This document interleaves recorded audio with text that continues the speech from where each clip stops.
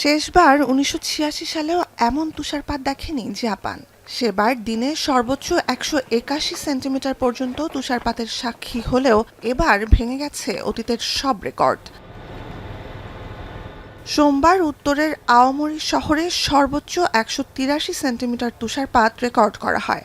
মঙ্গলবারও ১৭৫ সেন্টিমিটার তুষারপাত রেকর্ড করেছে প্রশাসন, বছরের এ সময়ে যা স্বাভাবিকের চেয়ে ২.৫ গুণ বেশি। এর আগে ওয়নমা শহরে শুক্রবার তুষারের পুরুত্ব ২৭৩ সেন্টিমিটার ছাড়িয়ে যায়।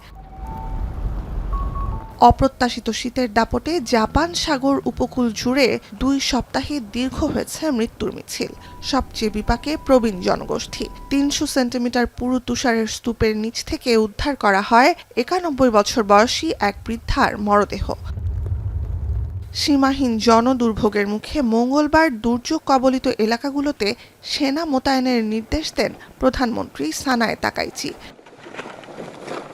হিমবাহ ধস আর ছাদে জমে থাকা ভারী তুষারের স্তর ভেঙে পড়ার বিষয়ে সতর্ক থাকতে নির্দেশ দেওয়া হয়েছে স্থানীয়দের।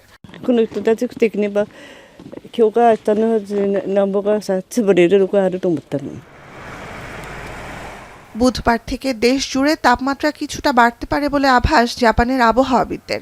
এতে শীতের তীব্রতা কমে স্বস্তি এলেও বরফ গলতে শুরু করলে শঙ্কা আছে ধসের মতো বিপর্যয়ের। শুক্রবার থেকে আরেকটি তুষারঝড়ের প্রভাবে দেশের উত্তরাঞ্চলে আবারও কমতে পারে তাপমাত্রা।